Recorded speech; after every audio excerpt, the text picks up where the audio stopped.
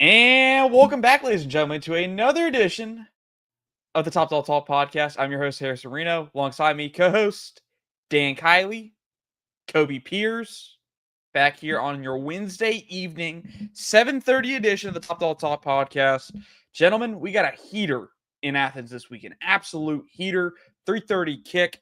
Ole Miss, Dan's favorite team outside of the one in Athens, coming to town with his favorite coach, Lane Kiffin. This is a top 10 matchup here in between the hedges. I'm a little shocked that it wasn't a night game, but then I looked at the slate of college football this weekend and I realized, yeah, this thing had no chance in hell of being a night game with some of the night games they got going on this weekend. We got a great packed edition of the Top Dog Talk. We will be previewing everything Georgia Ole Miss tonight, but first, let's get into some hot topics. It's coaching carousel season almost. Coaches are being fired, given their pink slips, looking for new jobs. So we're going to talk some of the best jobs in college football. Let's start. Hot topic number one. If you are a top coach in the sport, a la, you're a Kirby Smart, maybe you're a James Franklin, maybe you're a Ryan Day, anybody that say you have a little bit of an appeal to yourself, maybe not James Franklin right now, but I'm sure he's going to have his choice of jobs. What job would be most appealing to you? And I guess I'm going to caveat this.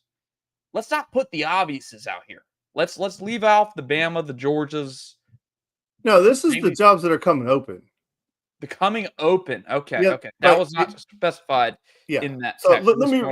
let me lay the question out for everybody. The question is, if you're a young, up-and-coming coach, you're a top candidate. You're one of the guys that everybody wants. So, Kobe Pierce, you are the hot commodity. And you had your choice of these jobs that are coming open.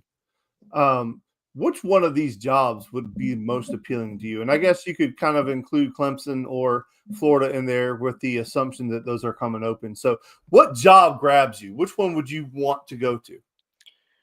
Man, like you're saying, it for the first time in a long time, right? And I forget who I heard talk about it either on Twitter or some YouTube rant this week is like there are ladders to football and football coaching and how your team can do. And for the first time, I feel like with NIL and the transfer portal, people just believe that their school should be on the top of the ladder, right? Like Penn State, Florida State, these teams, like their fan base and their boosters are expecting them to compete for national championships every year. Like just being good is no longer good enough. I don't know, the job that's coming open to me that I would enjoy the most probably would be and this is gonna maybe a little bit of a reach for people depending on how this week goes, but I think Auburn. I just think that would be a fun place to play, a fun place to be. It reminds me all the times I've ever visited Auburn, and I think it's part of the reason we hate each other is we're so similar, right? The town similar, the atmosphere similar, the stadium vibe similar. Like so much of it is so similar in just like the tradition of it all, right? Man, it would be tough. Like they have some great rivalry games with us, with Alabama. You're getting to play those every year. There is a history of winning at Auburn, winning national championships. There's also been some really rough years since 2013. After the national championship loss, I mean, I don't think you've really had a big time postseason appearance. Like you lost the SEC championship you played against us in 2017.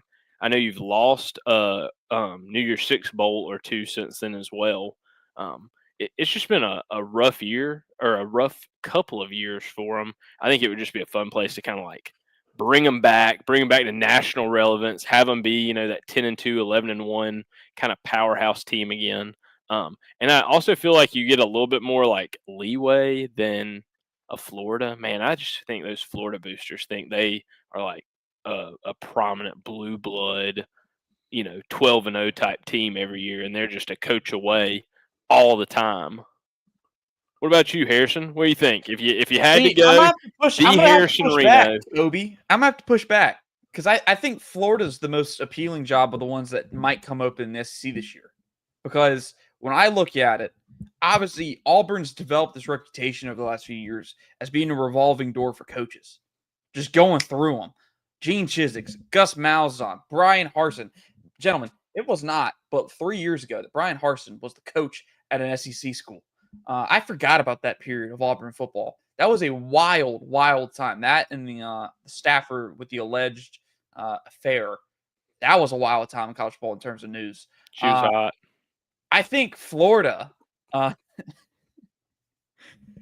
think Florida's on the verge of becoming that. On the verge, because in the post-Meyer era, you've had Muschamp, McElwain, Mullen, and now Napier all going out the door. And the best of all of them since Meyer was obviously Mullen. And Florida decided to make the move that Penn State did, although to a lesser degree, because you only had, they had a couple 10-win seasons with Mullen, but you never felt like you were going to ever really compete outside of that 1 year. But he had the best success of them all. And now they're going to fire Billy, and they're going to move on to somebody else, or we assume they're firing Billy. USA Today had a report today that the boosters want Napier out as soon as this weekend if he loses to Mississippi State. But gentlemen, here's my pitch. Florida has the name brand. They have the talent-rich state, the recruiting base. Top 3, top 4, top 5 high school recruiting base in the nation. And you should have the resources. You should have the buy-in. Florida fans are hungry for a winner. They will chip in. They will do whatever it takes to win. They got the northern rival in Georgia that's having its time. Like, there should be enough buy-in in that program. You just need a coach to go in there that understands how to leverage that, how to use that. I think right now, they're still trying to take it. I think Billy's taking them in a step in the right direction in terms of recruiting and developing talent on that roster. The next step is they got to find a way to make an impact in the portal. I don't think they've done that over the last few years. I think they've been hurt more by the portal than they have, which is why, to me, of these jobs, I'd take the Florida job, and Kobe, I'll give you credit, I take the Auburn job before I take the Penn State job, because I just think unless you're familiar with the Big Ten and how to recruit the Big Ten, it's vastly different profiles in the Big Ten than the SEC in terms of recruiting bases and the NIL bases. I'm not very familiar with the Penn State NIL structure and all that, but I'd venture to say Auburn and Florida probably have more to play with in that department. Look, Penn State is an amazing program, and to say that it's not is just lazy. It's just late, but they do have the behemoth of Ohio State in their conference. You know, they have one of the biggest stadiums in college football. The atmosphere there is absolutely electric. When everything's going right at Penn State, it's a great place to be.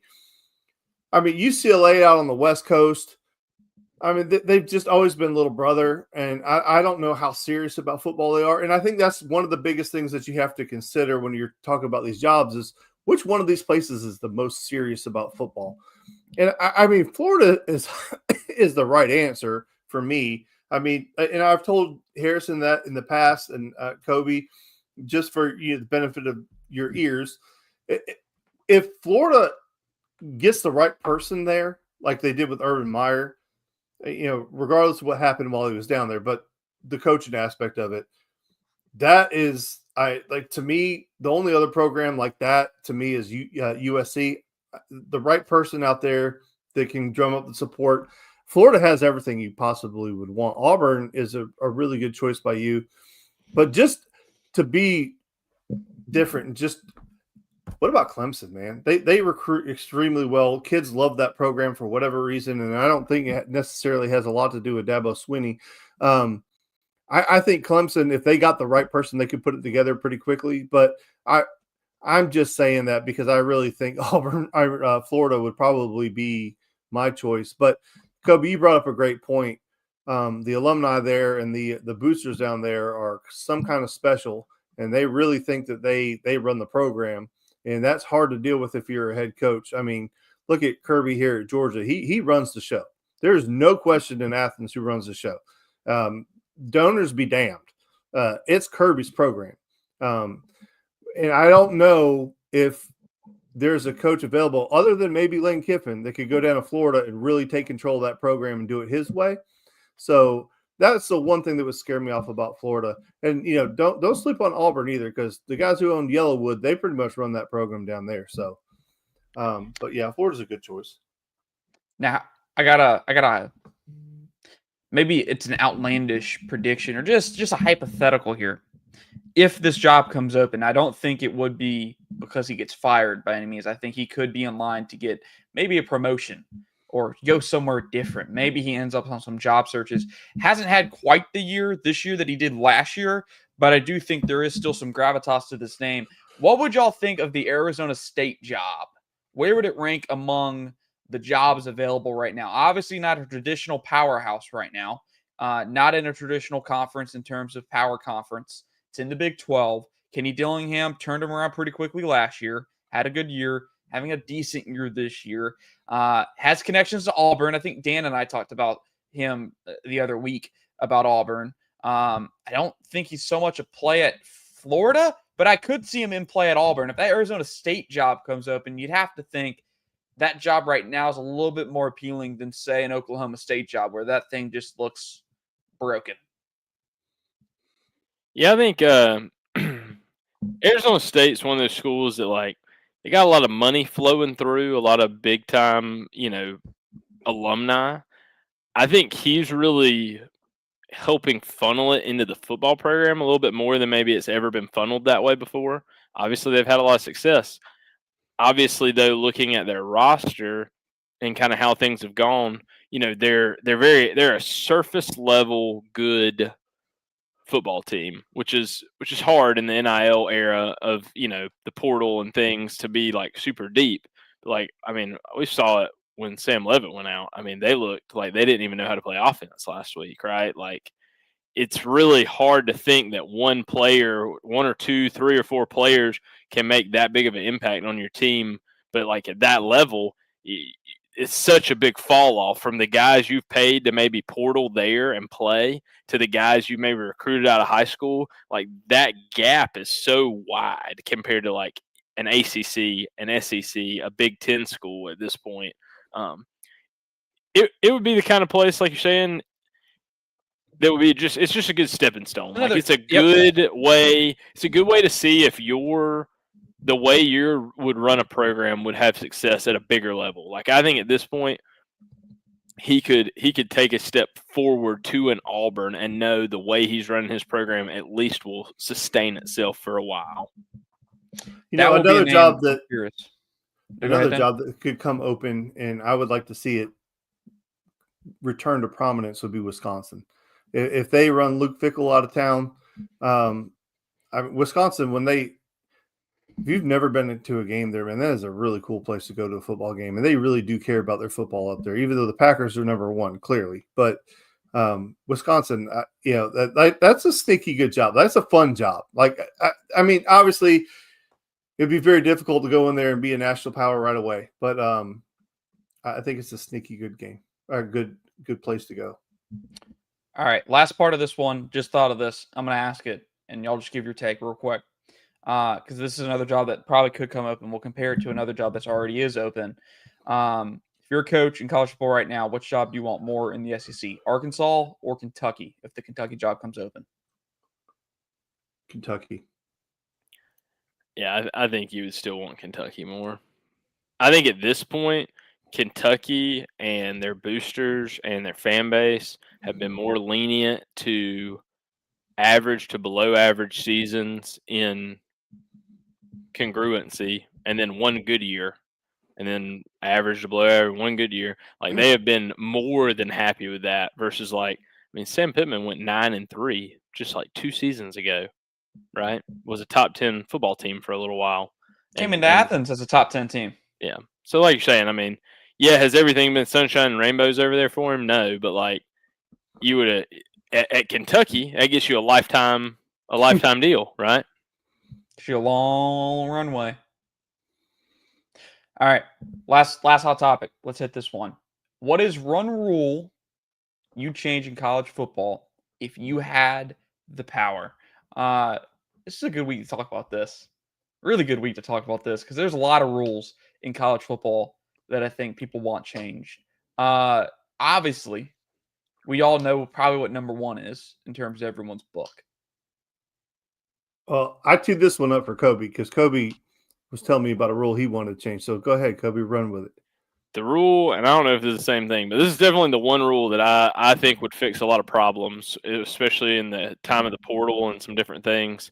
I think that you should be allowed one free transfer within the portal in undergraduate. And then at that point, once you've transferred, you either can, if you transfer again, you have to sit out a year, like traditionally you used to, or you have to graduate with a degree from the university you've transferred to. And then at that point, you could transfer as a graduate student a second time. I think it would make a lot more people consider not only the NIL, but also the limitations that may come from picking a school right out of college. You wouldn't, or right out of high school. You wouldn't necessarily go somewhere, ink your name on a big NIL deal at Texas Tech or, Oklahoma State, only to end up at an Alabama anyways in a year with, a couple $100,000 in the pocket. Or if you did, then that risk of a free transfer would be out of the window. So I just think that would limit a little thing. Then, Dan, I don't know if that's what we talked about. I feel like it was, but I also have one other rule that I kind of like to throw around, but the transfer one's definitely the one that like sticks out to me the most. You had an on the field one that I was talking about, but I'm gonna this is mine. I'm gonna go ahead, Harrison, and I'm gonna give you mine. The one rule I hate more than any other rule is the targeting rule. I absolutely hate it. I hate the disqualification to it. I just hate it.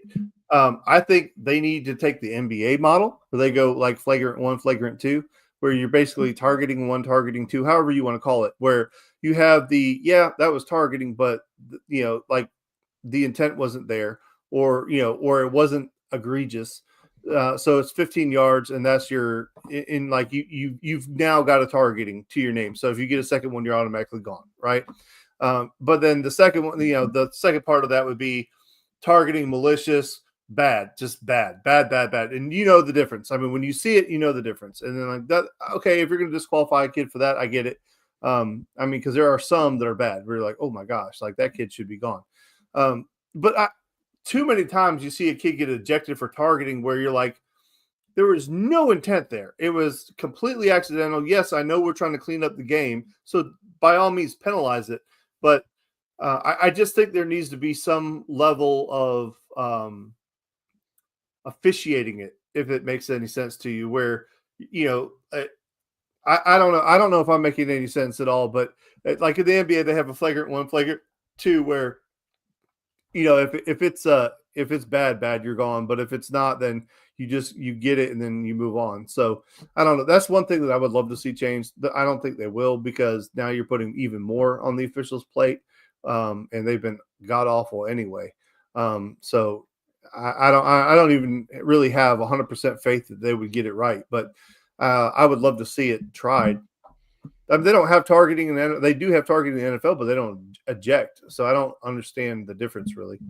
I think the one thing I'd add on to that is maybe add some more protections to the defense in terms of, hey, if the defense can't lower their the crown of their helmet and cause forcible contact in the head or neck area, then we need to limit what the offensive player can do, because so many times you see an offensive player lower his head and draw the targeting call, and it's the defensive player that gets thrown out.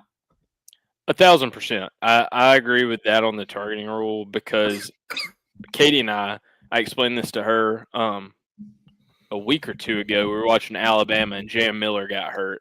And Jam Miller, I explained to her, he did exactly why targeting became a penalty. He was coming in on a DB, and when he went to try to run the DB over, he went eyes straight to the ground, crown of the helmet straight up, and hit the DB with the crown of his helmet right in the chest. He ended up being injured from it because of it.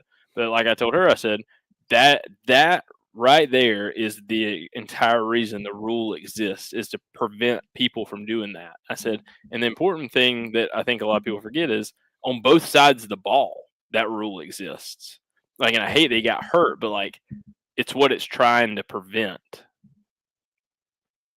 Yeah. I guess if I had to add my own rule, I think I would add the caveat to what Dan says, because I do think flagrant 1, flagrant 2, we shouldn't be ejecting a player out of the game for some of those less egregious, like the Lewis Seaton hit on Kyle Pitts, for example, in 2020. That would be a flagrant 2.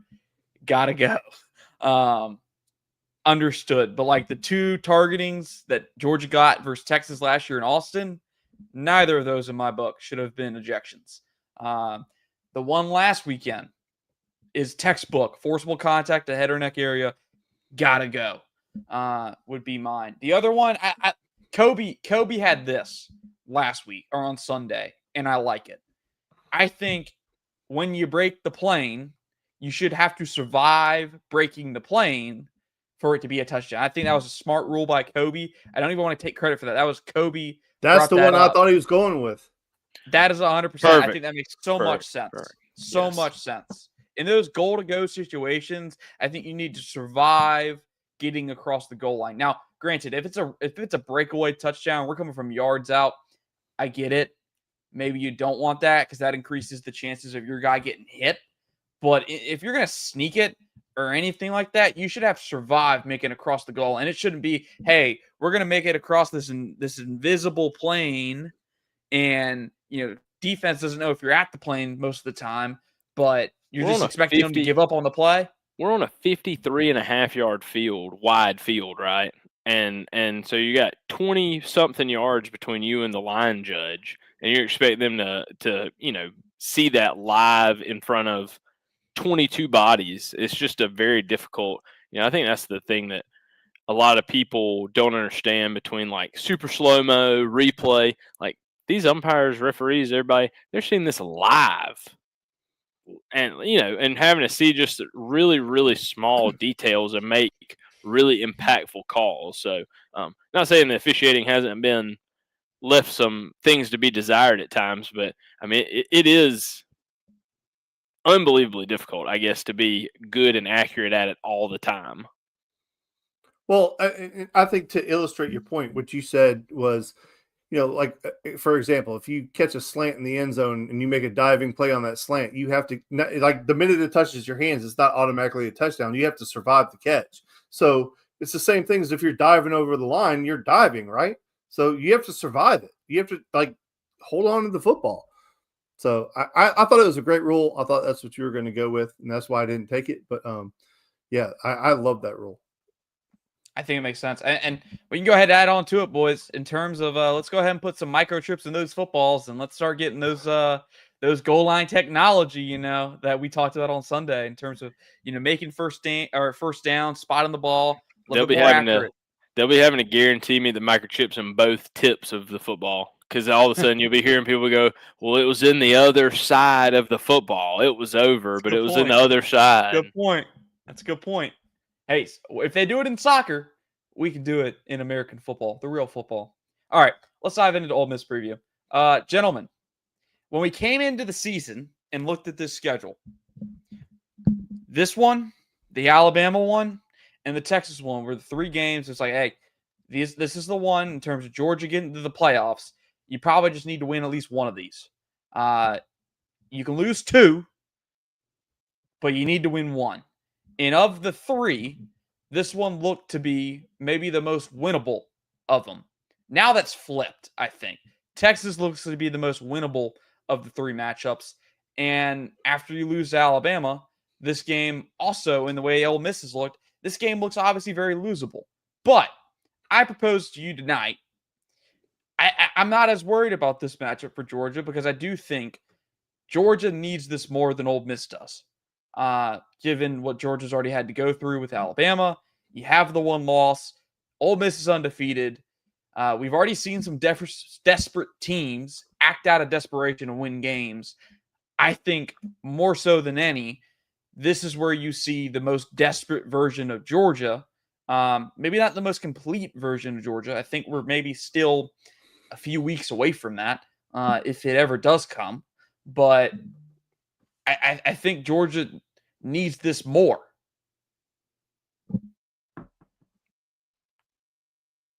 I mean, like you're saying, it's just such a tough thing. Like preseason, Ole Miss has won some close football games this year that has catapulted them inside the top 5.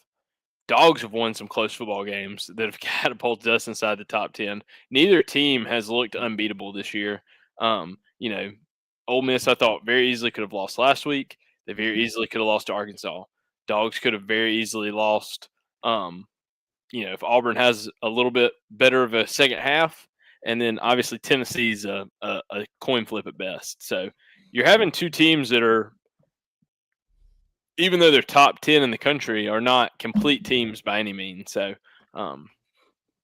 I feel like, again, I always am going to be bad about at home. Kirby just seems to figure things out better, like just traditionally speaking. I mean, I've had really, really good football teams that I have thought were going to give the Dogs a lot of trouble coming to town and just not get dog walked per se, but definitely get handled more than I think anyone expected them to. Ole Miss is an example of one of those teams a couple years ago. It happened to Kentucky 3 years ago. I mean, I think Kentucky, we were like 3-point favorites or 6-point favorites in that game when we beat them by 40. It just has a way sometimes in Athens on sneaking up on people. And, I think that Kirby's probably about tired of hearing all the defensive slander. I would imagine that he's feeling like it's time to maybe flip that narrative just a little bit this week. The one thing that gives me a little bit of pause about this game is the fact that Lane Kiffin is the head coach, and he is very, very aggressive. And I think he's going to go all out to try to jump up real early on Georgia and really kind of hammer them early. And with Georgia's slow starts, that just gives me pause. But, the flip side of that, to your point, Kobe, is that he's had an opportunity this entire week to prepare. And even though we won the game against Auburn, there was a lot of things that you could, point to that you need to clean up. And I think that's when Kirby Smart is at his best, is when he has ammunition in the gun for that week of practice, where he can just go all out and be like, you are not as good as you think you are, blah, blah, blah. And he's got, like I said, bullets in the gun. And so I think that if you're a Georgia fan, and you probably are if you're watching this show, I think that would fan, if you're here, thank you. Yeah, I think that gives you a little bit of reason to be excited about this football game, is because Kirby's going to be motivated. And, all these storylines are layered, right? And you also have the added bonus and layered of Kirby and Lane are friends, right? And they have that group chat together. And he is not going to want to listen to Lane Kiffin for another year talk about how they beat him. So I don't know. Like, Ole Miss is a very good football team. They're playing well. Most of the time when you go to your second quarterback, you're not as productive, but I think they've been every bit as good, if not better, with Trinidad at quarterback as opposed to Simmons. So they're a dangerous football team and not one to take lightly. But like Kobe says, there's just something about Kirby Smart at home, especially coming off a week where he's got some ammunition for practice. And so that's kind of where I'm at right now. Is I know this is a dangerous football team coming in, but I also know that our coach is going to have our kids ready to play, which is, we always talk about on this show that they're 18 to 22-year-olds, and you never know how they're going to perform on any given weekend. This game doesn't need any rah-rah. They're going to be up to play this game. First question of the night. How big's home field advantage of this one for Georgia? This game was in Oxford. Obviously, this is a 9.5-point line, I believe. Let me double check that real quick. It opened at 6.5. I saw it at 7.5 today at lunch. Let me double check ESPN real quick. I should have done that before the show. It's bumping if it's up to 9.5. ESPN bet has it 7.5. Although Okay. I did see someone did text me yesterday about it up to 8.5, which I was like, wow. Because I think we even talked about it on Sunday, like we see this closing around 4.5, not being a touchdown spread. But back to the question. This game was in Oxford. What's the difference in feeling in this game from y'all's perspective? That's a tough call for me, just because I don't know if that Oxford really scares me as much as a away advantage. Last year, man, it was just a perfect storm, right? We were so injured going into the game. They had such a good and disruptive front seven. Ole Miss did. I mean, they got us off track early and often. We were not successful on first down, forced into obvious throwing situations, and they were just letting it eat, blitzing their ever living asses off and getting home. And it just was, it was more than we could handle at that time. And I think that's going to be super important in this game. They don't have near the front seven, and like we looked at some statistics that I'm sure you'll probably share later. Their run defense is atrocious for Ole Miss. Like they're giving up some of the biggest chunk run plays of any defense in the country. And what has Kirby prided himself on this offseason is running the ball. It is like we should be able to run the ball, and they are going to give up big run plays. I feel like the flip side is the obvious truth too. Like Ole Miss is going to try to throw the ball. We have definitely struggled defending the pass. And that could be the kind of game it is. I mean, it could be like Georgia runs the ball all over the place, Ole Miss gets the ball back, and they throw the ball all over the place. So I'm happy, like you're saying, weather's looking good. Like it's not going to rain, anything weird. 6.5, I would have been happy with. You start teetering up into like that 8, 8.5, 9, 10. I'll be impressed, like saying if we win by 2 or 3 scores, that would be quite the showing for the fellas. Yeah, the other thing to point out is they don't have Jackson Dart anymore either. And they had just an insane amount of confidence in that young man to allow him to do some things. Which leads me to my point is I don't know how confident they are going to be with Trinidad to do everything that Lane Kiffin would want to do. Would this game be significantly different if it were at Oxford? I would probably feel less confident, but you kind of feel that way going on the road all the time. Like Kirby, every single press conference, every time he gets the opportunity to talk about it, talks about how difficult this conference is to play on the road. And then you up the ante with a team that is really good. So would I feel differently if this game was at Oxford? Maybe not to the point where I say, Ole Miss is going to win the game, but it would definitely, creep in your mind a lot more. But this game being at home, definitely you should feel a little bit more confident and a little bit more comfortable with this game being at home. But again, it's a really good football team, Harrison. I mean, when a good football team comes into town, it's going to be a game. I mean, like Kobe has said twice now, I'd be very shocked if Georgia blows them out. I don't know that this is necessarily that type of team that can do that to somebody. Meaning like 3-4 touchdowns. I don't know. I mean, could we be beaten by 14? Yeah, we could do that. But like, are we going to beat them like 42-10? Man, if that were to happen, I would be floored. It'll be a fun. Listen, if it turns into 37-0 Arkansas Georgia 2021, flabbergasted. Just flabbergasted. We win by more than 14. Sunday show's canceled because I'm going to be hungover. I'll just let you know right now, like out of the gate. Cody's gonna have a hell of a time. Dan's gonna have his kid back from that game by halftime. If that's how that works out, he ain't gonna want to stay for that. All right, let's go ahead and hit the elephant in the room.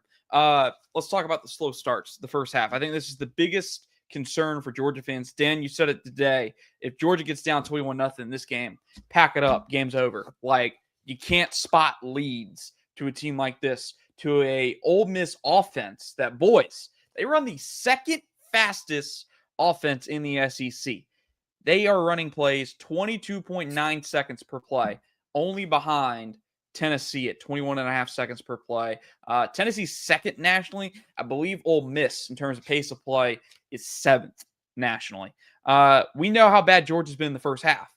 Georgia is, in the first half, one of the worst defenses you'll watch. They've given up 102 points this year, 35 of those in the first quarter, 30 of those in the second quarter. They've only given up 34 points in the second half, and they shut out Auburn and Alabama in the second half of those games in which Georgia was trailing at the half. On the flip side, you have an Ole Miss team that has scored 27 of its 227 points in the first quarter. They're actually being outscored by their opponents in the first quarter, 28-27. Here's where the game flips, though, for them. They're outscoring opponents in the second quarter, 96-37.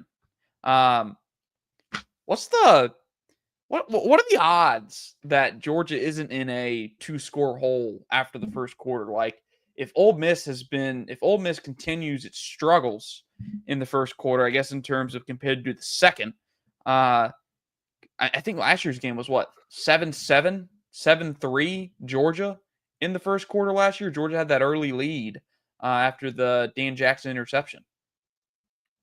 The one thing that I would tell you is the odds that Ole Miss is going to have the ball first are extraordinarily high. Because if Ole Miss wins the toss, they're probably going to want the ball first to score first. And if Georgia wins the toss, they're going to kick off because they want the ball coming out of the halftime. So I don't know if that's something you could bet on, but who's going to have the ball first? I would bet on Ole Miss like crazy. And so to your question, what is the odds that Georgia trails by 2 touchdowns at the end of the first quarter? Higher than not, because they're going to have at least 2 possessions in the first quarter, you would assume, unless Georgia goes on some type of 9 or 10 minute death march in the first quarter, which I guess absolutely could happen. But your thoughts would be that Ole Miss is going to touch the ball at least twice in the first quarter, and it may be 14-7, it may be 7-7, or who knows. But I think your odds are higher that could happen, right, Kobe? Yeah, I think that and we talk about this a lot, and Kirby talks about it, coaches talk about it, like surviving that initial surge, surviving the script, right? Like that Lane Kiffin and his offensive staff, Mike Bobo and his offensive staff, any offensive coordinator that's worth their salt and their offensive staff study all week, and they go, here are 10 plays that we like early that we think give us a chance to be successful quickly. Ole Miss is going to be – those are going to be shot plays. I mean, there are going to be some shot plays dialed up early. It would not surprise me if there's a 20 to 30-plus yard pass in the first 3 plays. I mean, they're going to try to break it open. And the big thing is the thing that the defense under Kirby has done historically that's always been very impressive that they just haven't done this year is in that bend, don't break mentality. We have survived that initial punch unbelievably well. We've given up maybe 3 points, a field goal on the opening drive. Every once in a while, a bust and a touchdown. But more times than not, that initial, like if you can hold them to 3, and the message to the defense then is that's the best they got. That's the best punch they'll have all day right there. And you only gave up 3. Now it's time to settle in, look for tendencies, and go out and play your game. Like you say, if Ole Miss comes out, it's going to be on the DBs to an extent. Like he's going to take one-on-one opportunities. He's going to throw a jump ball to see if you have a DPI or bust. It would not shock me to be down 7-0 after the first drive in this game. I just think that at this point, the defense hasn't shown me anything otherwise unless Ole Miss just makes a mental error early in the game. Yeah, it's hard. I would not be betting Georgia first half minus the points in the first quarter. The first quarter, second quarter, first half in general. I would assume that Ole Miss is trailing when the half is all said and done, or Ole Miss is up when the half is all said and done. Let's dive in a little bit further into this game, boys. Another dual threat quarterback from Ferris State, of all places. Raise your hand if you knew what Ferris State was before this year. I did not. Gonna be honest with you. Didn't know where Big Rapids, Michigan was. That's a man that never watched any D2 football. I never did. I exposed myself. Valdosta State's always a really good Division II program here in the state. They lost a national championship to Ferris State. Well, there we go. Kobe college football fact of the week. Trinidad for a D2 player. It's not often you see these D2 to SEC high caliber transfers. This guy is not only, like Dan said, picked it up where Austin Simmons has left off. He's probably playing at a higher level than Austin Simmons. Guys, he leads the SEC in both yards per completion at 15.1 and yards per attempt at 9.9 per the Ole Miss game notes. He's the first Ole Miss quarterback since Eli Manning to throw for 250 yards in each of his first 4 starts. Now, I don't know if it's really the passing game and what Trinidad can do with his arm and with this Ole Miss offense that does have some playmakers. They got a tight end that is, I think, their second leading receiver. They got Harrison Wallace, who is leading them in receiving as a receiver. They have Caden Lee, a former Georgia native. Also, I think he's third or second in receiving for them. They got some weapons, but I think what scares people most about this game is the running factor of Trinidad Chambliss. They're going to design some runs for him. And if there's anything we've learned about Georgia over the last 2 years, it's that they can be gotten by a running quarterback. I mean, heck, Jackson Arnold, who we knew was an athlete, who we knew they were going to design runs for, had 50-some yards in the loss for Auburn. But to, I believe it was Dan's point, for some reason Auburn went away from that later in that game.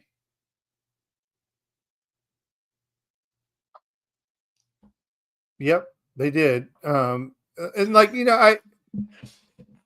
that was something that we were talking about earlier today is, and the tape may prove me wrong, but it just felt like Auburn didn't attack with the same consistency or the same aggression that they did early in the football game.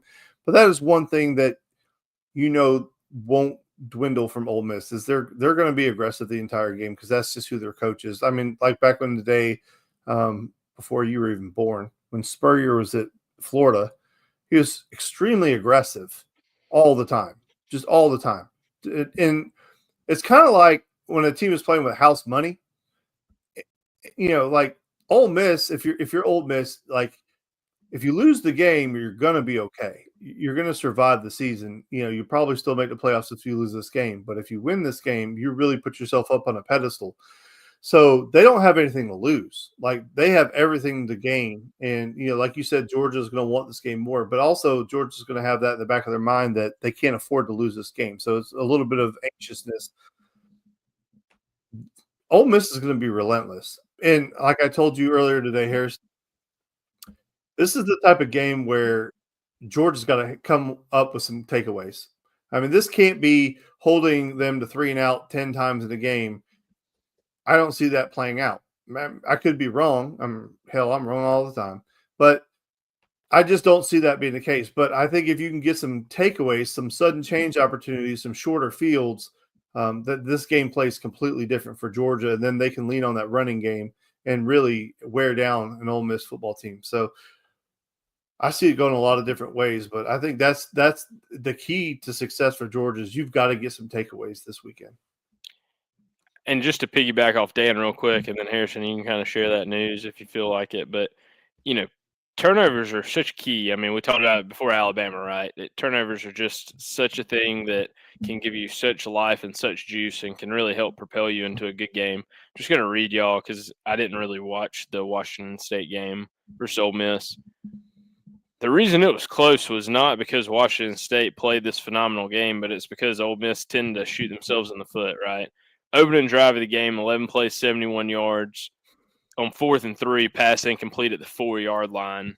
Ole Miss gives the ball. They get the ball back again, go 7 plays for 30 yards, miss a field goal. Come out, get the ball back, give up a touchdown, give the ball back, go 10 plays, 40 yards, have a fumble, give it back to, Washington State.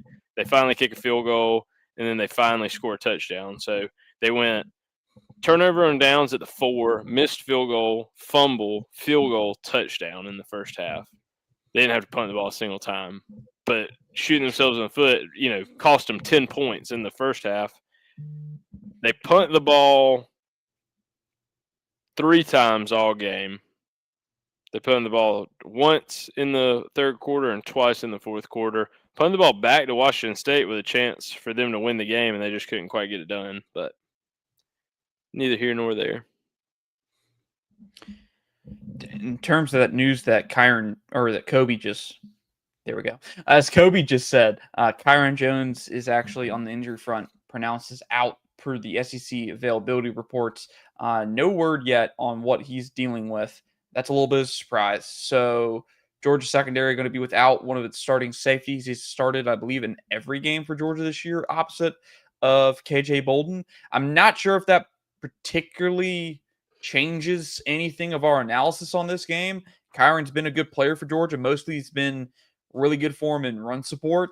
The main thing Kirby's always said about him was, hey, we got to get a little bit better with the eye discipline in terms of really in the passing game, most of all. But I believe that would mean Ja'Cory Thomas is next man up for Georgia at safety, opposite of KJ Bolden. Gentlemen, to me, I mean, this game really, for me, it really comes down to what Georgia can do in its ground game. I don't know the formula to success. And Kirby even said this post game after Auburn, talking about Kirby's reached the point where he knows they're not going to be this explosive big play offense, and he's seemingly come to terms with that. Like he said, he's not going to stop trying to find them. He's not going to stop trying to create them, but he knows they are a methodical, drawn out, body blows football team that's going to drive you down the field. It's going to take their time, hold on to the ball, and do what it needs to do to go down and score. They're not going to score in 3 plays. And they've scored a touchdown on a 3-play drive once this season, which is the lowest amount of plays they ran in a scoring drive this season, if I remember correctly. And for Georgia to be that this year, they're going to have to be able to run the football. Auburn was the first team that made Georgia not really effective on the ground. They weren't really efficient in that football game. Can they do that versus Ole Miss? Because last year, Georgia had nothing going for them up front. Absolutely nothing. You couldn't protect the quarterback. You couldn't run the football. Like nothing, everything that could go wrong in that game went wrong and more. Can they do it now? I think, like you're saying, I think that yes. I think that what we've talked about tonight is all things point to yes, Georgia should be able to run the football against this front seven for Ole Miss. And I think that's a key to victory in controlling the game, controlling the pace, having success, putting yourself in down in distances that you're happy with, and maybe applying that pressure to Ole Miss a little bit more in the fact that they may only get the ball 3 times in the first half. If they have to punt a time or two or have a fumble or an interception, put the ball in harm's way, like they could see themselves only having 1 successful drive all half. That's kind of that. Everybody loves the death march, right? But like that's how this team's really going to operate. Like they're going to run the ball, they're going to throw complimentary play action passes on occasion, but we're not really going to be looking for a lot of chunk 30, 40, 50-yard pass plays. They're going to be there occasionally, and we're going to try to hit them, but like you're just not going to hit them every 5th play. I really think that it's one of those games that make you love college football, right? It's why you're a fan. It's why we all pay the money to go and sit in the stadium and watch them, right? Like it's a top 10 matchup at home, and you're favored to win, and we're sitting here going, there's a chance we win, there's a chance we lose. Like it's the perfect kind of football game, right? It has that little bit of expectation for us to win, while also that realistic of like, man, we haven't always been that good this year. There is a path that this game doesn't go well. So, I just think if you're Georgia, you have to have a key to the game, Dan. What do you think, like, key to the game is for the Dogs to put this one in the rear view for a win? To even add and kind of stretch out your point, where if you're able to control the ball and really limit their offensive opportunities, their anxiety rises as a program. Like if you could think back to last year when we played Georgia Tech, when Georgia Tech was holding on to the football, you started to panic as a fan. How many more times are we going to have an opportunity to touch the ball? And that's a real thing. And like you'll see a lot of these high school spread teams play a triple option team and they can't get the ball back. And how many times does that triple option team end up beating a team that should kick the shit out of them because the other team just doesn't get the opportunity to possess the ball and they can't stop the other team from getting a first down every damn drive, just constantly da-da-da-da. So if Georgia's doing that to Ole Miss where they're just going on these long, just prolonged drives where it's just, 10 yards, 10 yards, 10 yards, just where they're just getting the first down on 3 plays every time, like, 3, 6, 9, whatever. It just, that really, really starts to fluster the opposite team. And I could definitely see that being a thing. But to me, and I'm going to go back to what I said a minute ago, the key to victory for me is Georgia's got to get some turnovers.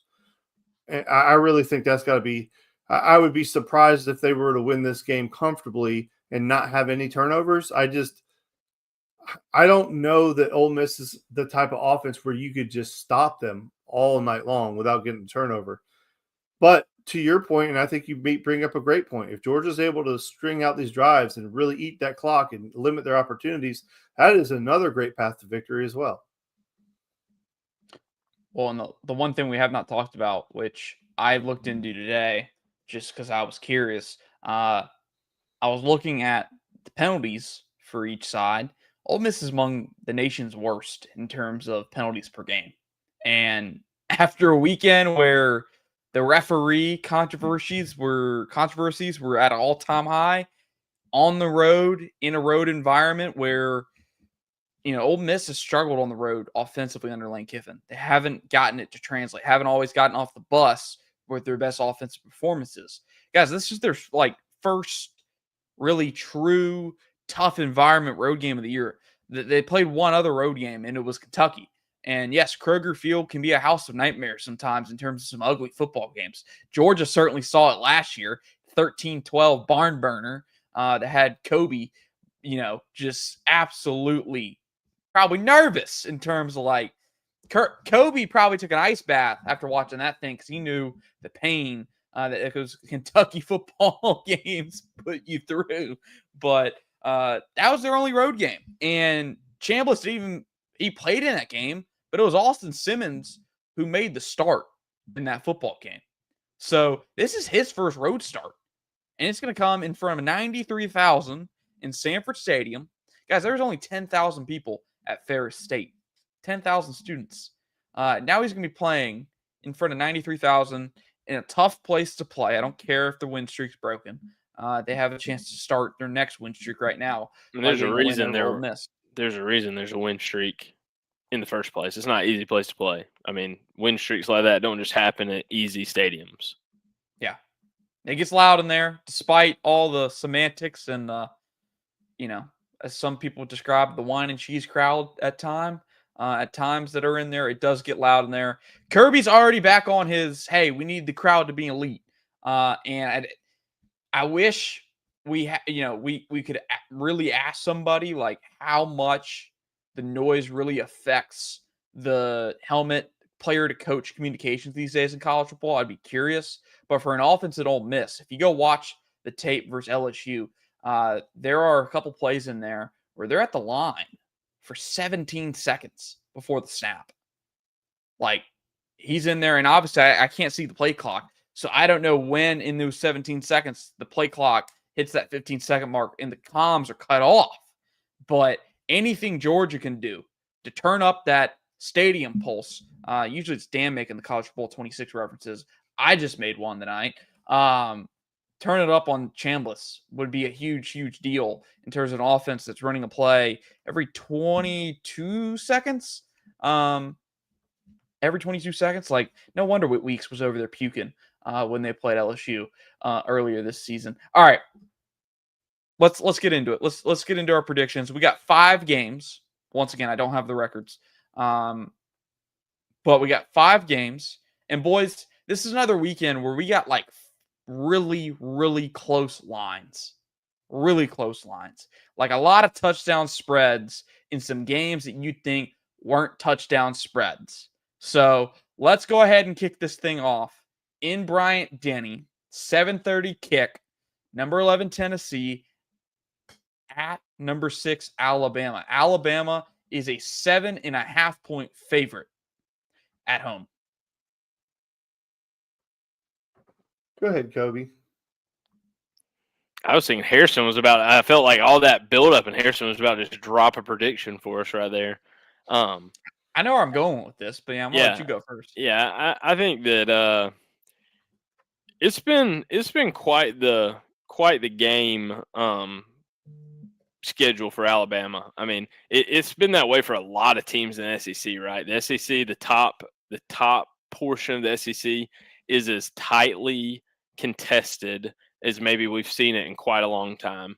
I mean, there's a lot of talent at the top in Ole Miss and Texas A&M and Alabama and Georgia, LSU, Tennessee, all those teams. I just feel like it's always a half hooker, right, that they kill me with. I just feel like Alabama, their defense at times has been suspect against prolific offenses. And when I think about what Florida State did to them and their ability to kind of spread them out and put them on islands. And then, I mean, Ty Simpson, maybe this could be the kind of matchup of two of the best quarterbacks in college football at this moment. I just think that Josh Heupel will not go down without swinging everything he's got. I think he wants to win this one. The Dogs' loss lingers heavy in the mind for him of they could be undefeated right now. So Tennessee's got a lot to play for. Like you're talking about, nothing to lose is a dangerous place to play sometimes. And I feel like if you're Tennessee, this is Tennessee fans, don't kill me. This is your Super Bowl, right? Like this is the smoke them if you got them. And I want to smoke them. So I like Tennessee to cover the 7.5 with the hook. Damn it, boy! I thought I was going to be alone on this island. I listen. Tennessee's going to get somebody. You know what I mean? Like they probably should have got Georgia. If we're being honest with ourselves, they probably should have got us. They've had enough time to put that in the rearview mirror. Alabama has had pretty much everything going their way since the Florida State game, but that team is in there somewhere. Okay, I'm telling you, like, the mix of that bad Alabama team exists. It really does. It didn't disappear. And Tennessee's got to get somebody at some point. They may not win the game outright, but I mean, 7.5 is rich in a rivalry game. I mean, some people say that the Tennessee Alabama game is one of the biggest rivals Tennessee has, if not the biggest. So I just. Damn it, boy! I'm gonna take Tennessee in the points. See, we got a good line. We got a good line to start this off. Well, I didn't think I was gonna be alone in this, but I guess I am. I'm taking the Tide -7.5. I think this is a close game.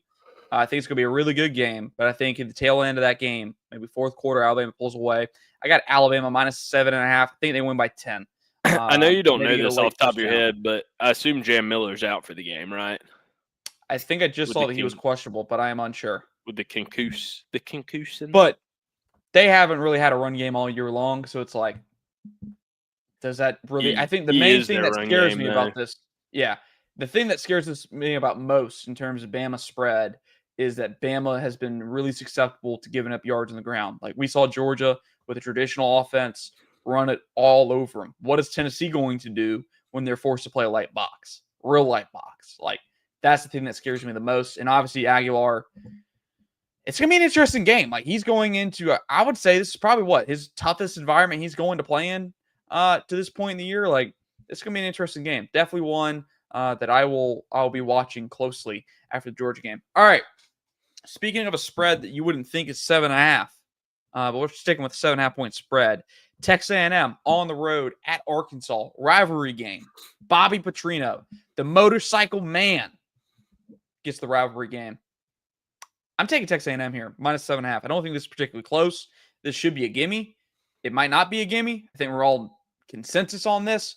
The Aggies look legit, which is crazy to say because at the beginning of this podcast, the Aggies were Dan's like troll program. You talk about Jim Bob Fisher. That was Dan's that was Dan's least favorite coach in college football for a while. Now he's gone. As he should irrelevant. be. As he should be, Dan. Kick him! Do it, Dan. I agree. 7.5 is too rich. Arkansas fired my favorite coach in college football. I'll never pick them guys ever again. Especially the fact they're entertaining rehiring Petrino after the chaos that ensued. I mean, it's just crazy. Like, where are your morals? I mean, that's how I feel about when people talk about, poor Hugh Freeze down at Auburn. Like, he's a family man. Like, fellas, we all are too quick to forgive and forget on some questionable life decisions. So I like the Aggies. I like them to win big. 7.5 is plenty of points. All right, non-7.5 point line. First Bank Stadium, Nashville, Tennessee. LSU on the road at Vanderbilt. Vanderbilt is a 2.5-point favorite. I'm taking LSU plus the points here. I'm essentially picking them outright in this game at 2.5. If LSU loses this game, Kobe and I were talking about pre-show before Dan hopped on here. Like, this could be the stretch that Brian Kelly might, you lose these next few games, that seat's going to be mighty warm come the end of the season. I'm going to take LSU here. I don't see a scenario where LSU loses this football game. I mean, Vanderbilt took their best shot at Alabama last week, and they came up empty. I think their tank is empty at this point. And I mean, Clark Lee's been a great story at Vanderbilt. Diego Pavia has been a great story at Vanderbilt. Really competitive dude. But LSU just has freaking dudes all over the field. And Nussmeier, he is yet to play his best game. So this is a get-right game for LSU. And to your point, if it's not, then that LSU job might be the best job available in the country come the end of the week. I feel like this is crazy, Dan, that you feel that way compared to Tennessee. Because to me, when I was thinking about this game, laid a little cheddar on this one. When I was thinking about it, Vandy is my team that, like, they're going to get somebody, right? Like, they're just built. They got the fiery, cocky quarterback.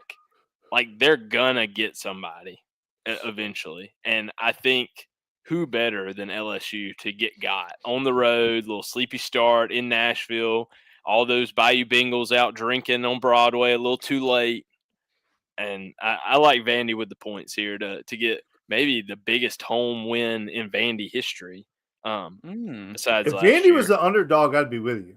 You know what I mean? Like, I think, but them being the favorite, they can't play the nobody believed in this bullshit because, like, you're the favorite, my guy. You can. If you go to Vanderbilt, you can always play that card. Fair. All right. This one's a little bit of a bigger of a line, but it's one that could have Notre Dame. No, I skipped out on that one, but we might add it in. Hold on. So Kobe I'm skipping here on the picks. Vandy minus 2.5. Dan has LSU with me plus 2.5. All right, here's a good one that could have job implications.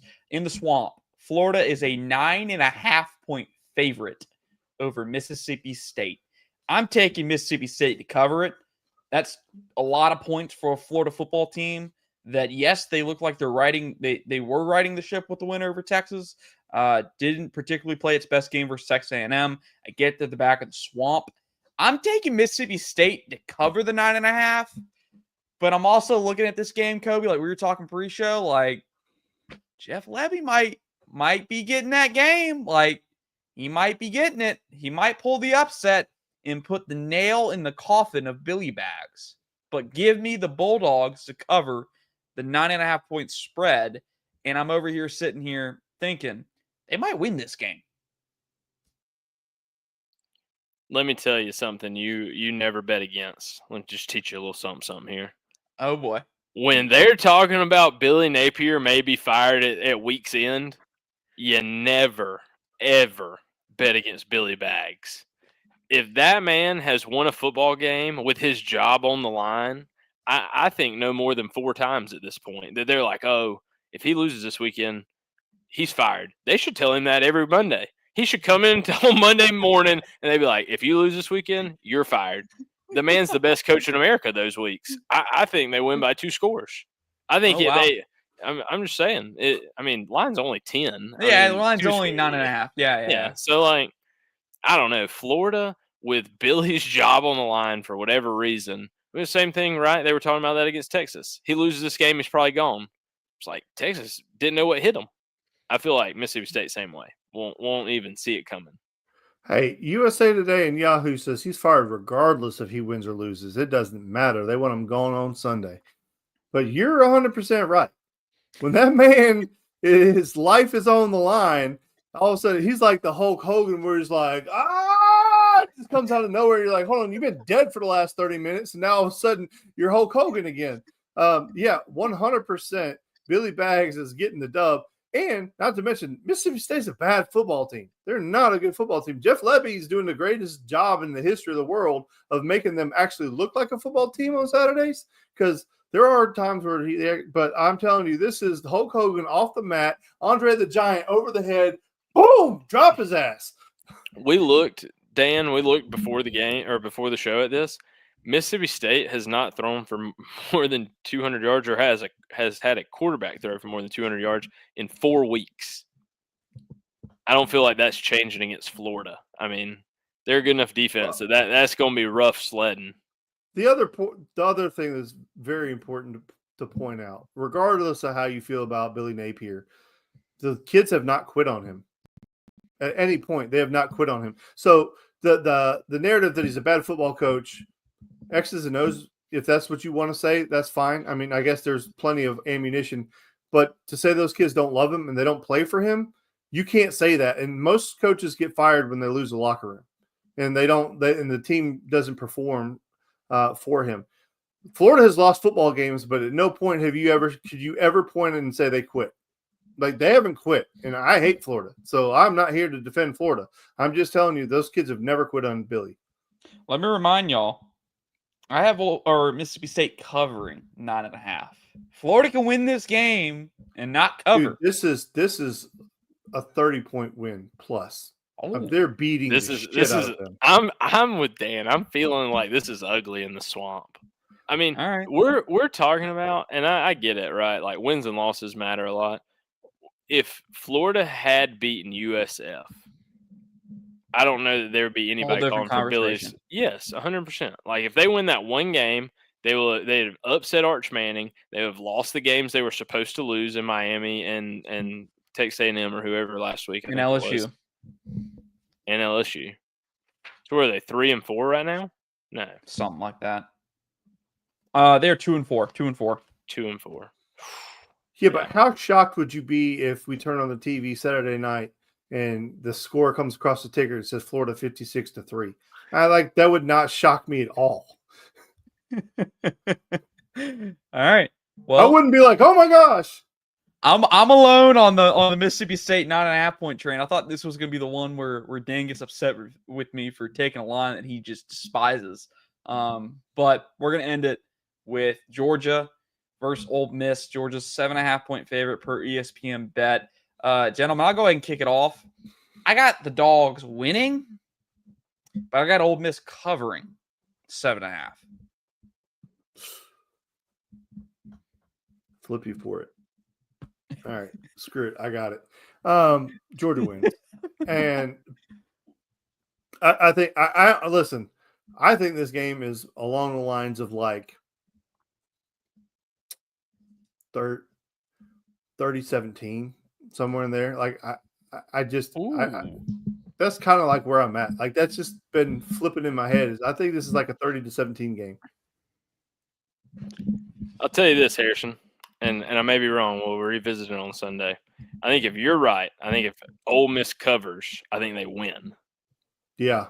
I think that I like that in my mind. If Ole Miss covers that line, I think they end up actually winning. The 7.5, I guess, I don't know if I agree with. I could definitely see us winning by 7.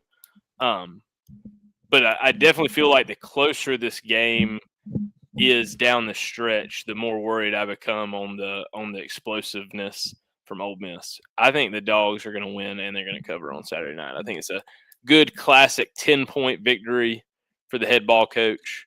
I like 34-24 Dogs win. I got this at like a 3-point game. Just maybe right down at the end. Maybe Georgia has the ball last. Maybe they don't. Maybe it is a 10-point game at some point in the fourth, and Ole Miss gets a garbage time touchdown to make it a 3-point game. And they get a backdoor cover. Hey, Lane Kiffin now, he's aware of the betting lines. He apologized to folks after they didn't cover versus Kentucky.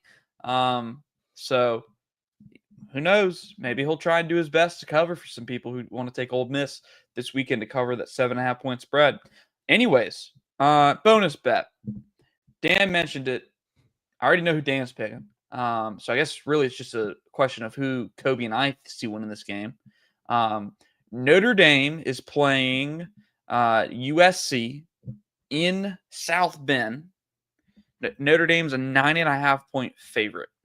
Like, That's do a lot you of points. understand? Do you understand how big a game this used to be? I understand, and I don't know if you do, because I don't think if you have the Notre Dame- context for it. If Notre Dame had won one of those 2 games early in the year, it would be that again. I mean, I think this Yeah, would I be mean, a, I know, think a it's number still Notre Dame. pretty massive. I think it's still pretty massive because both these teams, Notre Dame's on the bubble right now for the playoffs, so they have to win this. They And both USC's, are, in my opinion. They and both are on the USC bubble. can't afford to lose this either. Like, they need this. Question So who is, y'all picking? Sorry, I thought he was about to say who he was picking since he was doing the bonus bet. I think Mekhi Lemon, man, he has just been a stud. And I don't know. I don't know if I trust CJ Carr enough to go and win a game like this, right? Like, he's young, he's got some experience. I just think USC, like, they have a lot of confidence after beating Michigan, right? Like, that was a big hurdle to get over. Like, Michigan's a hard physical football team. They're going to try to run the ball. They're going to try to play action, complementary football. I feel like Notre Dame's very similar, right? Offensively, they're going to try to control the line of scrimmage. They're going to try to run the ball. They're going to try to protect the quarterback by throwing play action. They're going to try to play really good defense. It's one of those that, again, right, like it's almost similar to Georgia Ole Miss. It's the offense versus the defensive mindset of, if this is a close game, I think Notre Dame has an edge in my mind. But if it's a big-time game, big-time point scored, it's going to be USC. But I think USC wins this football game. What did you say, 9.5? Is 9.5. Yeah, I like USC. Give me outright. Ooh, I'm taking USC to cover the 9.5. I think Notre Dame wins it. But USC does indeed cover the 9.5-point spread. Dan, I already penciled you in for the Irish covering, but you can go ahead and USC in the points. Ooh, damn! Never turn your back on family, Dan. So Notre Dame's the 9.5-point favorite. Notre Dame's 9.5-point favorite. Interesting. I misheard you at first. Like, I would say that USC still wins this game, in my opinion. All right. Well, there we go. I got a bonus bet for y'all. It's just for fun. It doesn't have to count. The Penn State Nittany Lions, with an interim head coach, travel to Iowa to play at 7:00 at night. Iowa 2.5-point favorite. Wow. Who you got? Who you got? On Penn State. Bet the house on Penn State. I would have said Penn State versus UCLA. I'm taking Iowa. They don't have their quarterback. Their quarterbacks. Drew Aller's hurt. Drew Aller's done. And who should be starter right now is playing his ass off in Missouri. Give me Iowa. Give me the Cyclones. Or no, the Hawkeyes. Jesus. Wrong Iowa. Jesus. That's all right. I'm sorry. I'm with you. It's going to be the kind of test that you're going to see what kind of season you'll have under the interim head coach, right? Like UCLA, they get an interim head coach. They come out, their hair's on fire. They're loving playing for this guy. I'll be interested to see how many Penn State players really vibed with the fact that they fired James Franklin in the middle of the year, right? Like, it could all just fall apart on them at Iowa. In my gut, I would tell you Penn State wins, but I just think the man at Iowa knows how to play defense. He knows how to keep some of that emotion out of the game. I think he's going to control the ball, control the line of scrimmage. I think he beats Penn State by a couple scores. I don't know that Iowa scores enough points to beat anybody by a couple scores. So I'm talking like 24-14 couple scores, baby. You know, the one thing that pops in my mind is, I don't know if you guys paid any attention to when Mark Richt was fired at Georgia, right? Do you remember how emotional the players were? There was somebody, I don't remember who it was now. He was in his car. They tried to talk to him, and he Leonard Floyd. out. Yeah, he's like, I'm out. Like, so I'm gone. You ain't, it's tough, right? Like, people, your average fan does not and cannot understand the relationship a head football coach has with the players that they've recruited since the 8th grade, right? Like James Franklin has been a part of every player on that team besides some of the portal guys. Like he has been a part of their lives since they were in late middle school, early high school. They've been recruited. They come to visits. They met his family. They met his kids. They met his wife. They met him. They've been at practice with him every day, off-season lifts with him every day. Like there's just so much time and energy invested in the family that is a football program, not just a team, right? That when you pluck the head off of it, it bleeds, right? Like it doesn't just fix itself. Like there's gonna be some bleeding and hurting. And I feel like Penn State's gonna go through that now the rest of the year. That's why it just amazed me that they were the first ones at the table to fire and not let him kind of part ways. I felt like he had done more than enough for Penn State, the state of Pennsylvania, the football program, to let him part ways at the end of the season mutually and just be done. But to just fire him on a Sunday morning is a lot, to say the least. I like what you said. We got Iowa covering that. I think we all do. But with that said, No, I said Penn State. That's the house. All right. Hey, he has the better record of the two of y'all. So maybe we're fading Kobe here. I'm with him though. I mean, it's just so tough, right? Like no quarterback is such a new tough thing. It's just Iowa can't score, bro. That's it for me. It's like that's where I just fall back on. Is Iowa. That offense has set football back 75 years. It's just so bad, abysmally bad. How long has Kirk Ferentz been the head coach there? He's got to be the longest 10 years. coach. Too long. No, it's way more than 10 years. He's got to be. I said over 10 like years. 20. It's probably like 28 to 32. I'll look it up for you real quick. Yeah. But anyways, we'll wrap it up. This edition of the Top Tall podcast. We will be back Sunday, 7:30. Unless the Dogs win by 40, in which case Kobe will be out celebrating, and it would just be Dan and I, apparently. 27 no show at all. Yes, he told you he was over 20. Damn it. That man's been there forever. He's been there as long as I've been alive. Since 99, baby. Since 99. As long as you've been alive, you were like -7. You were but a twinkle in your father's eye, Harrison, when he was coaching Iowa. Anyways, we'll be back. Go Dogs.